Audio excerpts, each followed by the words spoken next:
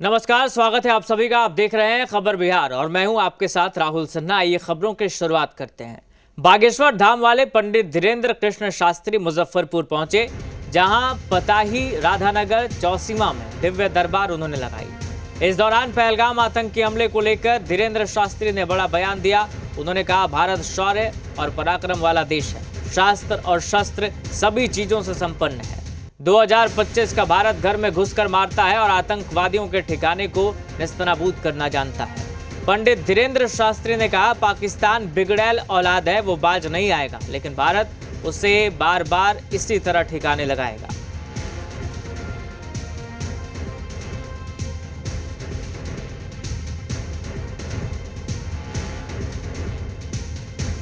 का पराक्रम भारत शस्त्र शास्त्र दोनों से संपन्न है।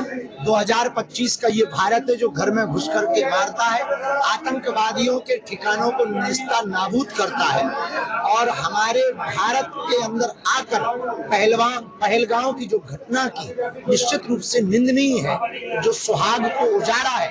भारत की सेना ने उसका मुंह तोड़ जवाब सिंदूर ऑपरेशन के तहत दिया। सुना आपने बागेश्वर धाम के पीठाधीश्वर पंडित धीरेन्द्र कृष्ण शास्त्री ने क्या कुछ कहा। भारतीय सेना ने मुंह तोड़ जवाब दिया है, ये कहा धीरेन्द्र शास्त्री ने। मुजफ्फरपुर में बाबा बागेश्वर का ये बड़ा बयान। 2025 का भारत घर में घुसकर मारता है, पाकिस्तान को भारत बार बार ठिकाने लगाएगा।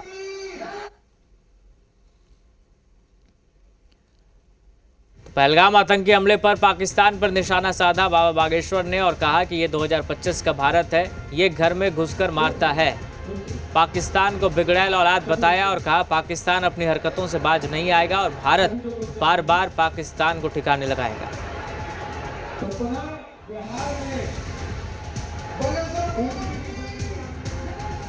भारत का पराक्रम भारत शस्त्र शास्त्र दोनों से संपन्न है। 2025 का ये भारत है जो घर में घुस करके मारता है, आतंकवादियों के ठिकानों को नेस्ता नाबूद करता है और हमारे भारत के अंदर आकर पहलगाम की जो घटना की निश्चित रूप से निंदनीय है, जो सुहाग को उजाड़ा है। भारत की सेना ने उसका मुंह तोड़ जवाब सिंदूर ऑपरेशन के तहत दिया। जी मीडिया संवाददाता मणितोष जुड़ गए हमारे साथ फोन लाइन पर। मणितोष, बताएं किस तरह का कार्यक्रम चल रहा है और बाबा बागेश्वर के बयान के बाद लोगों का क्या रिएक्शन था?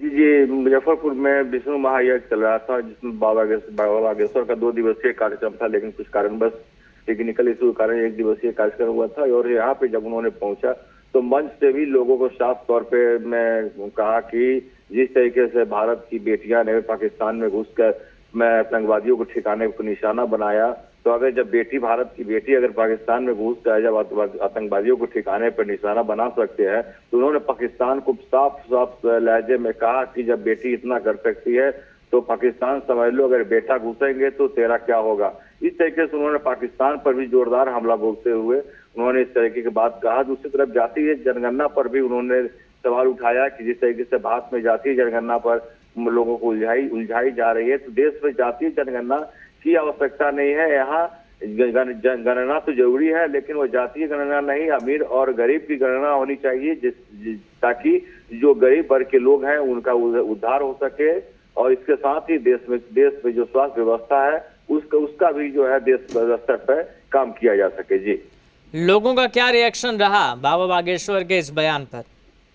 लोगों का रिएक्शन साफ तौर पे दिखा और हिंदू राष्ट्र की बात भी जो जिस बाबा के कहते आ रहे हैं, तो लोगों ने भी कहा कि जिस बाबा कहते हैं तो लोग बाबा जो जितने भी बातों बोले उनके बातों का समर्थन भी किया गया है। जी चलिए, ठीक है, बहुत शुक्रिया फिलहाल आपका मणितोष तमाम जानकारी के लिए।